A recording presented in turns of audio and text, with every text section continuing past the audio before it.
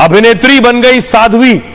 मैं आपको दिखाने जा रहा हूं, बॉलीवुड की एक्ट्रेस रही ममता कुलकर्णी, कई फिल्मों में काम कर चुकी हैं, अब महाकुंभ में पहुंच गई हैं और साध्वी बन गई हैं। यह तस्वीर आप देख रहे हैं किन्नर अखाड़े के साथ, ये ममता कुलकर्णी को आप देख रहे हैं और ममता कुलकर्णी महाकुंभ में पहुंची है। अगली तस्वीर देखिए जरा, ये गई है संगम में, डुबकी लगाई है ममता ने और उस पूरी प्रक्रिया का हिस्सा है जो एक अदाकारा से, एक सामान्य महिला से और साध्वी तक ले जाता है।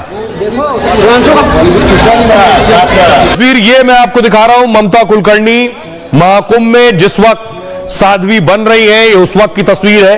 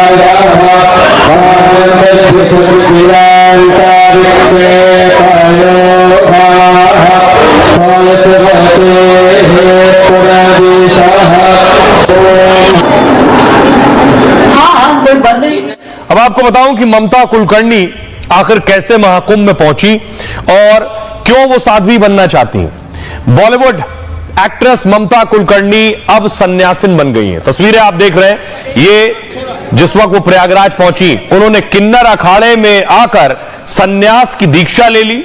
दावा है कि वो किन्नर अखाड़ा की महामंडलेश्वर बन गई। अब वो यामाई ममता नंदगिरी के नाम से ही जानी जाएंगी। हालांकि अभी उनका पट्टाभिषेक बाकी रह गया है। पट्टाभिषेक महामंडलेश्वर बनने के लिए विशेष प्रक्रिया होती है और इस प्रक्रिया में पिंडदान के बाद दोबारा स्नान कराया जाता है और फिर गुरु भभूति कमंडल अपने शिष्या को भेंट करता है। सुनिए जरा क्या कुछ कह रही ममता कुलकर्णी।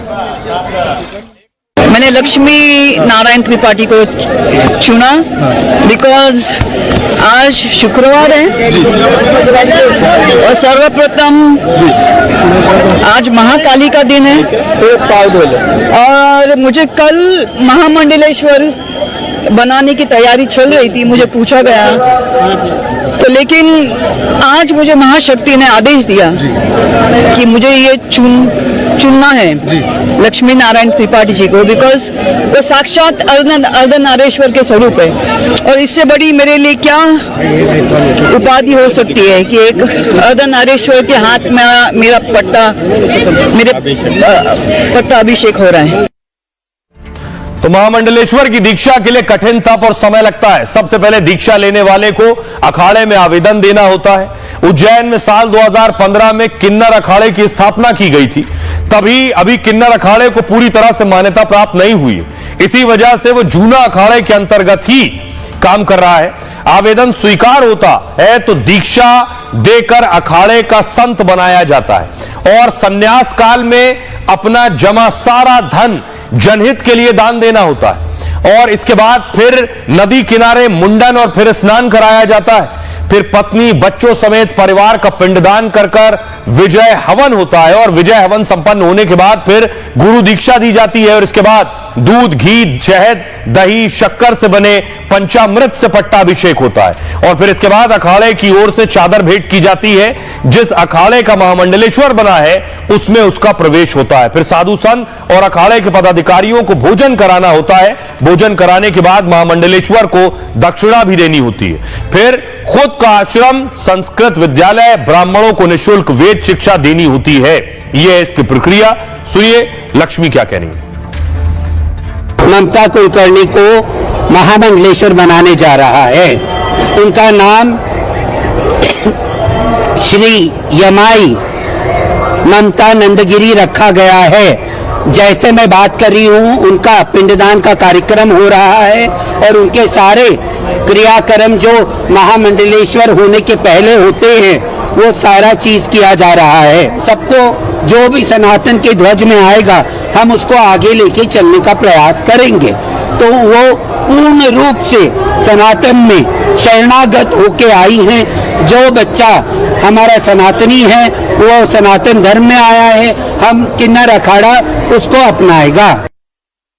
जब मैंने बॉलीवुड को त्याग दिया, मेरे हाथ में 25 फिल्में थी। ये सबको मैंने छोड़ के, मैं कोई बुरी स्थिति में नहीं थी या मैं को बहुत दुख में नहीं थी कि मैंने संन्यास को या मैंने आध्यात्मिक जीवन का सफर तय किया, तो वापस जाने का कोई सवाल ही नहीं उठता। नमस्ते। पाराशक्ति ईशानाय विद्महे आद्य शक्ति सदाशिवाय धीमहि तन्नो सच्चोता वाम रुद्राय प्रचोदयात्। ये सृष्टि शिव शक्ति ऐसे ही मिलन से उत्पन्न हुई है। मैंने 23 साल तप किया है। मेरे गुरु श्री चैतन्य गगनगिरी नाथ, ये भी चुना अखाड़े से ही है। और मैं लक्ष्मी श्री नारायण त्रिपाठी डॉक्टर से 2 साल में संपर्क में थी और उन्होंने मेरी 23 साल की तपस्या को समझा। और जगत गुरु महेंद्र नंद तिवारी ने मेरी परीक्षा ली 2-3 दिन से कि मुझे कितना ज्ञान तप और ब्रह्म विद्या के बारे में क्या जानकारी थी, ये मुझे नहीं मालूम था। ये 3 दिन से मेरी तपस्या जो 23 साल की थी उसका इम्तिहान चल रहा था और मैं उसमें पूरी तरह उत्तीर्ण हो गई। मुझे कल से ही महामंडलेश्वर बनने का न्योता मिला था और मैं काफी चीज,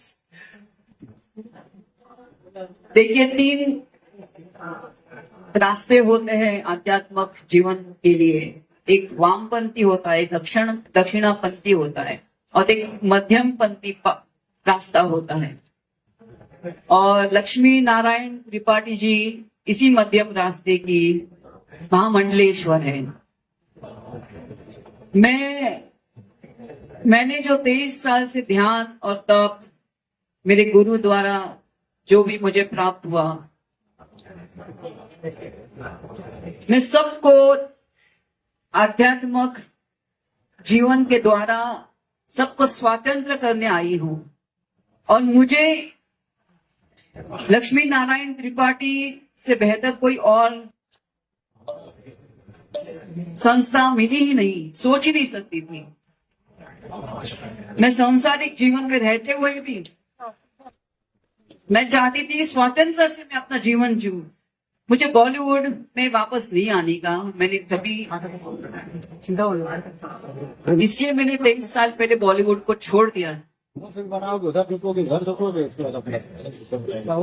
तो वापस जाने का कोई सवाल ही नहीं उठता।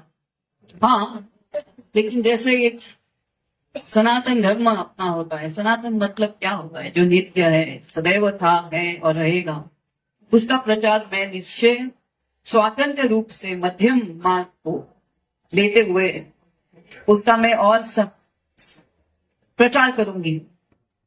और मुझे इनसे और कोई दूसरा मुझे समझ में नहीं आया, इसलिए मैंने, आज शुक्रवार का दिन भी है, महागौरी का दिन है, प्लस ये जो कुंभ मेला है वो 144 साल के बाद इसका एक भयंकर और पुण्य योग है। मैं कल तक ये सोच ही नहीं पा रही थी कि मैं यहाँ से, ऐसा लगा कि मैं इधर स्नान करूंगी। 12 साल पहले आई थी, वो भी महाकुंभ था, आज भी पूर्ण कुंभ है, और वो भी ऐसा योग जिसमें गुरु, सूर्य, शनि, ऐसे 4 ग्रह एक साथ उनका मिलन है। आज मैंने अपनी यात्रा विश्वनाथ मंदिर के लिए तय की थी, लेकिन उनके जो महा पंडित थे जो मेरे जानकारी में, आज वो गायब हो गए। और कैसे गायब हो गए ये मैं नहीं समझ पा रही थी। और सुबह सुबह जैसे एक ब्रह्मा विष्णु महेश मेरे सामने आ गए। वो जगत गुरु महेंद्र इंद्र आनंदगिरी महाराज और इंद्र भारती महाराज और एक उनके अनुयायी, ये तीनों मेरे सामने ब्रह्मा विष्णु महेश के स्वरूप आ गए, मुझे इनके पास वापस लेके गए। और मैं ऐसी ही बैठी थी और आदि शक्ति ने जैसे मेरे अंदर मन में मुझे बोला कि आज शुक्रवार है, किस चीज का इंतजार तुम्हें है? 23 साल मैंने तप किया, ध्यान किया, उसका सर्टिफिकेट तो बनता है तुम्हें। और किधर से भी मुझे बनना नहीं पड़ेगा, बिकॉज इनका ये जो महामंडलेश्वर का जो एक उनकी संस्था है, एक किन्नर अखाड़े, ये पूरा स्वतंत्र है और मध्यम रास्ता है। इससे बेहतर रास्ता क्या हो सकता है? बस मैं अपने जो भी इनके संस्था और सनातन के लिए हो सकेगा, मैं उसके लिए समर्पित हूँ। मेरा जीवन कब से समर्पित है। मेरी जीवन शैली काफी साल से इसलिए समर्पित है, लेकिन अभी मैं ज्यादा मानव कल्याण के लिए मैं भ्रमण करूंगी। और जो भी मेरा धन होगा, जो भी जिस जहां से मैं कमाई करूंगी, उसे इनके चरणों में मैं समर्पित करूंगी, इनके संस्थान के। धन्यवाद। ये सबको मैंने छोड़ के, मैं कोई बुरी स्थिति में नहीं थी या मैं को बहुत दुख में नहीं थी कि मैंने